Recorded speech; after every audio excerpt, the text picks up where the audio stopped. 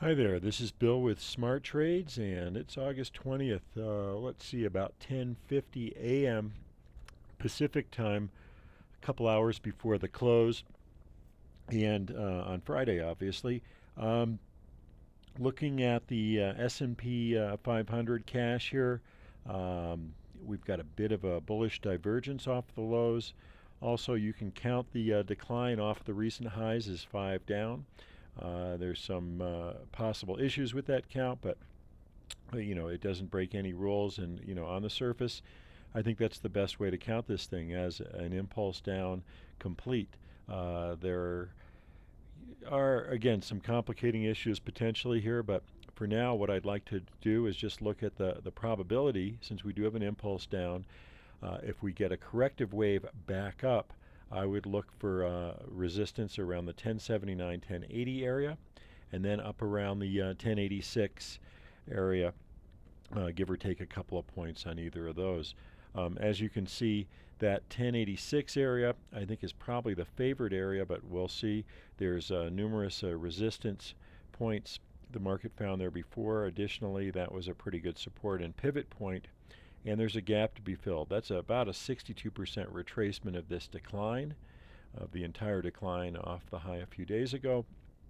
And again, that comes in around 1086.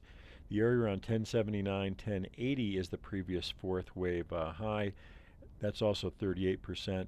So certainly, if this bounce is really weak, that would be the ideal target. If we power through both of those, or if we start to get very solid impulse waves to the upside, this count could be wrong.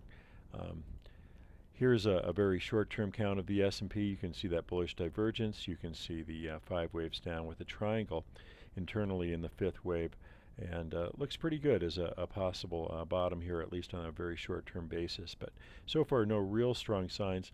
This is a chart I did earlier. It's been proven wrong, but it shows the divergence and even the internal potential 5-wave structure off of that triangle. There's different ways to count it, but long story short, on various degrees of scale, we look like we're getting a bounce.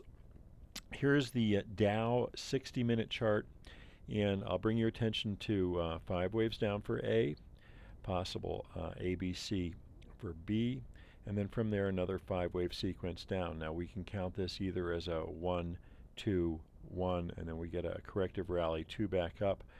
That's quite a bearish scenario, and would imply significantly lower prices after we do get that bounce.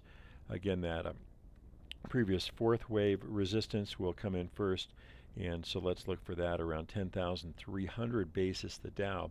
That said, the alternate count, and I have talked about the possibility the Dow could go up and retest the April highs.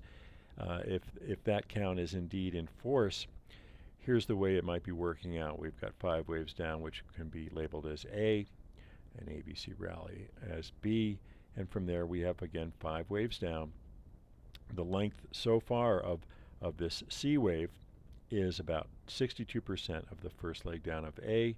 It's a 50% retracement of the entire rally from the July lows to the August peak, and you also have internally 1 equals 5.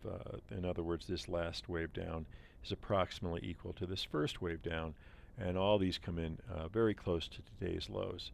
So again, basically looking for a very short-term bounce. I would be wary of that bounce until it proves otherwise. I would suspect that we've got a bearish outcome in the early part of next week, but a powering through approximately the 10,500 area would shift me over to short-term bullish and that alternate count that I've mentioned in previous videos. Anyway, thanks a lot for watching. Have a great day. By the way, I apologize for the video yesterday. It was lots of ums and ahs, which I'm prone to do anyway, but had a whole bunch of things going on. Dropping my son off at college. Had a dog that had just had surgery, and we also had a appraisal on our house, and it was all going on. We're getting prepared for those things in the midst of trying to do my video work here, and as well as my other work. So my apologies for that. I'm trying to eliminate all these ums and ahs, but You know how it is. Anyway, have a good one. Have a great weekend if I don't talk to you. Bye-bye.